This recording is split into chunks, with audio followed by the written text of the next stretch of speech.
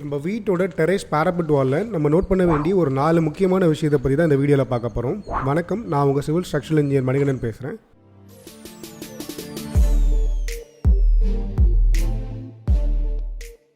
நம்ம கவனிக்க வேண்டிய முதல் முக்கியமான விஷயம் பார்த்திங்கன்னா இந்த பேரபெட் வாலோட ஹைட்டு. இந்த பேரபெட் வாலோட ஹைட்டை வந்து 3 அடியும் மெயின்டைன் பண்ணலாம், இல்லை 3 அடியும் மெயின்டைன் பண்ணலாம்.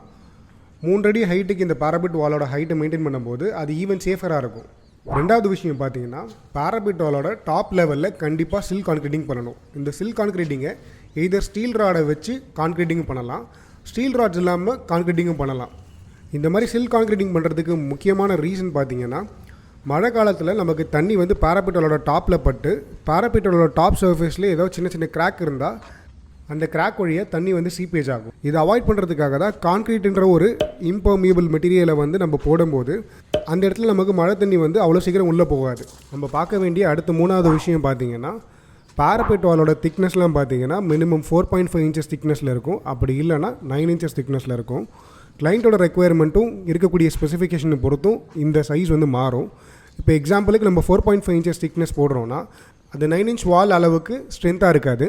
இது எப்படி ஃபர்தராக சேஃப்டியாக பண்ண முடியும்னா, ஒரு 10 அடிக்கு ஒரு பில்லர் ஒன்று போடணும். இந்த பில்லரோட சைஸ் வந்து மினிமம் 9 inches by 9 inches இருக்கலாம்.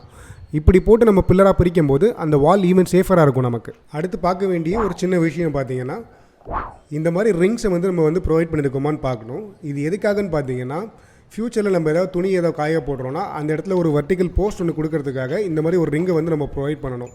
இந்த ரிங்ஸை ஃபைனலாக பிரிக் ஒர்க் பண்ணிவிட்டு உடச்சி வைக்கிறத விட பிரிக் ஒர்க் பண்ணும்போதே கன்சில் பண்ணி வச்சுட்டோன்னா 4.5 inches திக்னஸ் இருக்கக்கூடிய பேரபெட் வாலில் எந்த ஒரு டியூரபிலிட்டி இஷ்யூவும் இருக்காது. இந்த 4மே பேரபெட் வால் கன்ஸ்ட்ரக்ஷன் பண்ணும்போது நம்ம நோட் பண்ண வேண்டிய ரொம்பவே முக்கியமான விஷயம். இந்த வீடியோ உங்களுக்கு யூஸ்ஃபுல்லாக இருந்தால் உங்கள் ஃப்ரெண்ட்ஸுக்கும் ஷேர் பண்ணுங்கள். மறக்காமல் சேனல் சப்ஸ்கிரைப் பண்ணிக்கோங்க. தேங்க்யூ, தேங்க்ஸ் ஃபார் வாட்சிங்.